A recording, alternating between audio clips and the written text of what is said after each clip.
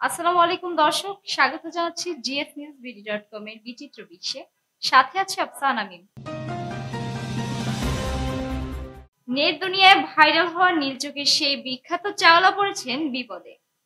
আরশাদ খান নামে এ যুবক পাকিস্তানি হিসেবে বিশ্বব্যাপী পরিচিত হলেও পাকিস্তান তাকে তাদের নাগরিক হিসেবে মানতে চাইছে না। ইতিমধ্যে ভাইরাল হওয়া এ চাওয়ালার জাতীয় পরিচয়পত্র ও পাসপোর্ট জব্দ করা হয়েছে। তারা বলেছে, জাতীয় পরিচয়পত্র ও পাসপোর্ট জব্দ করার বিরুদ্ধে তিনি যে পিটিশন দায়ের করেছিলেন, সম্প্রতি হাইকোর্টের রাওয়ালপিন্ডি বেঞ্চে এটির শুনানি হয়। শুনানিতে পাকিস্তানের সহযোগী অ্যাটর্নি জেনারেল প্রতিনিধি এবং পাকিস্তানের জাতীয় ডাটাবেজ এবং রেজিস্ট্রেশন অথরিটির আদালতের কাছে লিখিত রিপোর্ট প্রদান করে। এতে তারা জানায়, দেশের বড় দুটি গোয়েন্দা সংস্থা আইএসআই এবং ইন্টেলিজেন্স ব্যুরো আইবি আরশাদ খানকে নিয়ে বিস্তারিত তদন্ত করেছে। উভয় সংস্থা জানিয়েছে, আরশাদ খান আফগান নাগরিক। তার জন্ম ও বেড়ে ওঠা আফগানিস্তানেই এবং পাকিস্তানের নাগরিকত্ব পাওয়ার তার কোনো বৈধ সম্পর্ক নেই।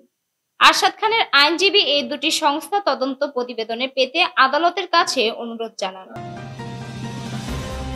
ভারতের পশ্চিমবঙ্গের রাজ্যে হুগলি জেলায় পানি তুলতে গিয়ে একটি কূপে পড়ে যান 85 বছরের এক বৃদ্ধা।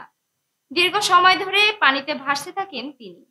দমকল কর্মীরা তাকে জীবিত উদ্ধার করে হাসপাতালে ভর্তি করেন। হাসপাতালে জ্ঞান ফেরার পর ওই বৃদ্ধা বলেন, চা খাবো।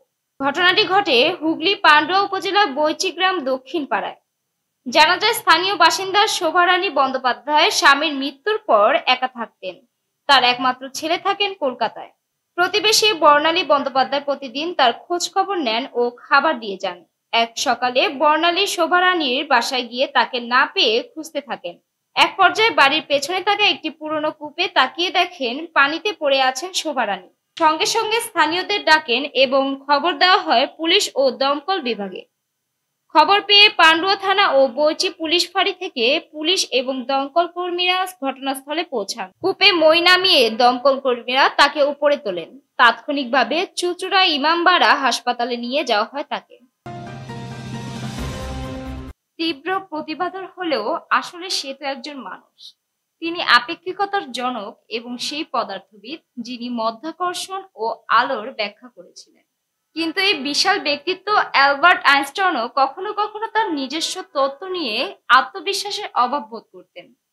এই আত্মসন্দেহই তাকে কিছু বড় ভুল করার পথে নিয়ে গিয়েছিল। সাধারণ আপেক্ষিকতার তত্ত্ব নিয়ে কাজ করার সময় আইনস্টাইনের গণনা হিসেবে বলছিল যে মহাকর্ষ মহাবিশ্বকে হয় সংকুচিত করবে অথবা প্রসারিত করবে, যা সেই সময়ে গৃহীত দৃষ্টিভঙ্গির মহাবিশ্ব স্থির তার বিপরীত ছিল। আইনস্টাইনের সাধারণ আপেক্ষিকতার তত্ত্ব আরেকটি ঘটনা ভবিষ্যৎবাণী করেছিল। একটি বিশাল বস্তুর মহাকর্ষীয় ক্ষেত্র তার পেছনে কোনো দূরবর্তী বস্তু থেকে আসা আলোকে বাঁকিয়ে দেবে, কার্যকরভাবে একটি বিশাল ম্যাগনিফাইং লেন্স হিসেবে কাজ করবে। আইনস্টাইনের কাজ, যার মধ্যে 1905 সালে আলোকের তরঙ্গ এবং কণা উভয় বর্ণনা করা লেখা গবেষণাপত্রটি রয়েছে, পদার্থবিদ্যার একটি উদীয়মান শাখার ভিত্তি স্থাপনে সহায়তা করেছিল। দর্শক, এই ছিল আজকের আয়োজনে। gsnewsbd.com এর সাথে থাকার জন্য ধন্যবাদ। আল্লাহ হাফেজ।